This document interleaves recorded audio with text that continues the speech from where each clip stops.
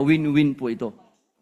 Ako, napakaganda po yan. Anyway, yun lamang po, Ginoong Pangulo, Mr. Sponsor, maraming salamat. Susuportahan ko po itong inyong panukala. Maraming salamat. Nais ko lamang pong ihayag ang aking pagsuporta dito po sa pag-sponsor ni Senator, good Senator from, ano ulit ang bansa mo? Camarines Norte po, Camarines Nueva Norte. Ecija at Barm. Nueva Ecija, si Robin Padilla. Yes, Senator Erwin Tulfo is recognized.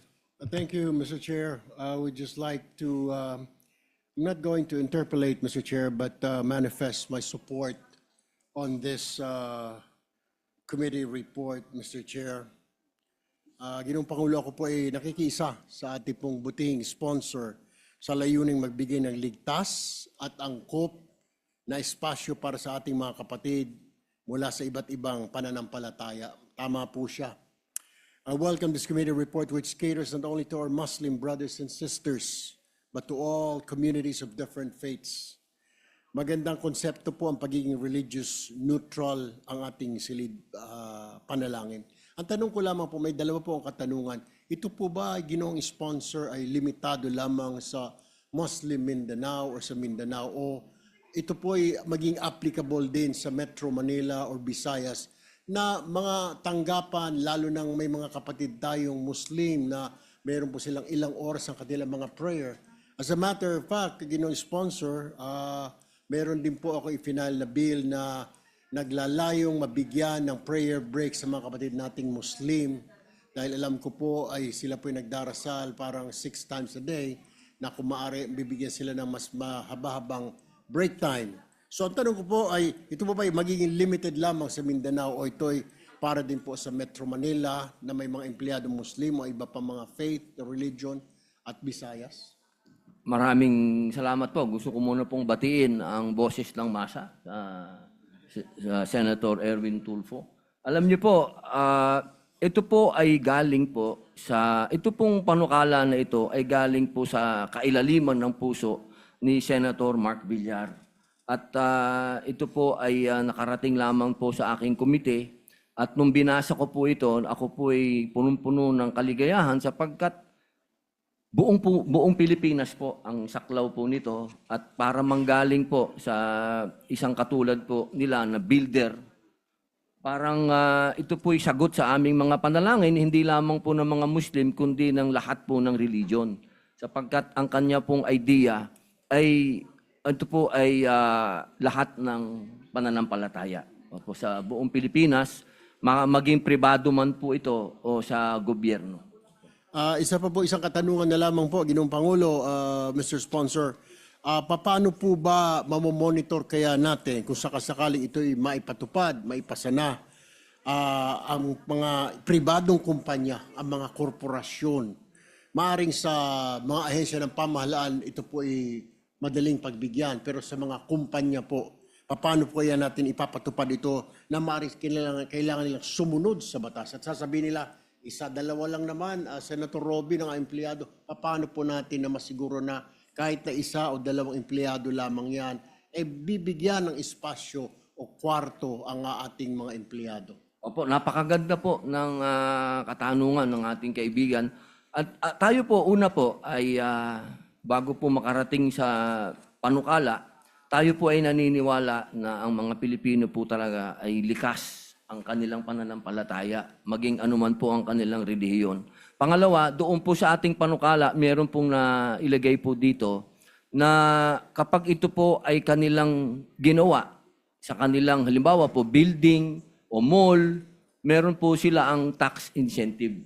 Kaya pagdating po doon sa oras sa panukala na yon, sa provision na yon, naniniwala po tayo na ang mga businessman ay gustong-gusto po nila yan, na nakatulong na sila, nakapagbigay na po sila ng ginhawa sa mga mananampalataya, magkakaroon din po sila ng tax incentive. Kaya win-win po ito. Ako, napakaganda po yan. Anyway, yun lamang po, Ginoong Pangulo, Mr. Sponsor, maraming salamat. Susuportahan ko po itong inyong panukala. Maraming salamat po. Maraming salamat po. Majority Leader. Senator Raffy Tulfo. Senator Rafi Tulfo is recognized. Salamat, Mr. President. Nais ko lamang pong ihayag ang aking pagsuporta dito po sa pag-sponsor ni Senator, good Senator from, ano ulit ang bansa mo? Camarines Norte po, Camarines Nueva Norte. Ecija at Barm. Nueva Ecija, si Robin Padilla. Matatandaan ko po, last year, ako po bilang committee chair ng Public Services, sinuwestiyon ko po na dapat sa ating mga airports, sa halip na maglagay ng mga VIP lounge na nakikinabang lang only a few, sinuggest ko na maglagay pa ng mga prayer rooms. At tulad sinabi nyo, dapat yan, kahit na sino, anong reliyon, pwede silang gumamit doon. Actually, tama rin sinabi ni Senator Mig Subiri na it could be considered as quiet room. Okay. And I also did suggest doon sa mga accommodation, actually, Mr. President, pwede ito sa mga private companies or private institutions na nagkikinabang sa budget ng ating gobyerno. And an example to that is yung mga accommodation houses na kung saan pinaglalagakan muna ng mga maging OFWs bago sila pumunta ng ibang bansa because galing sila sa probinsya. So pupunta dito sa Manila para i-fulfill lahat ng requirements and then before being shipped to sa bansa na kung saan sila ma-assign, then meron silang pinupunta accommodation. And itong accommodation na ito, marami sila. Kung minsan inabot sila mga 50, even hundreds. So one time, I think I went to 2 accommodations na nakita ko, meron silang prayer room doon, pero pang-Katoliko. Katoliko ako, pero pinuna ko yon. Sabi ko, alisin nyo yan. Alisin yung mga revolto na yan. Kasi paano kung Muslim? Paano kung Christian? Na hindi naman niniwala sa mga revolto na yan. Alisin niya para lahat pwedeng pumunta sa kwarto nito para mag-meditate o mag-pray. And which they did agree. So pwede yun, Ginoong Pangulo, na hindi lamang sa public places kundi maging sa mga private places na nakikinabang sa budget mula sa ating pamalaan. And also, I congratulate you, Mr. President, kasi matagal ko na sinasabi ito, hindi lamang sa mga sa airport, maging sa pier at sa mga bus terminals. Yan ay isasuggest ko na pwede sa bill nyo, sa anywhere na public, accessible sa public, tapos marami, 50 or more or 100 na pupunta sa lugar na yon, then dapat mayroong prayer room.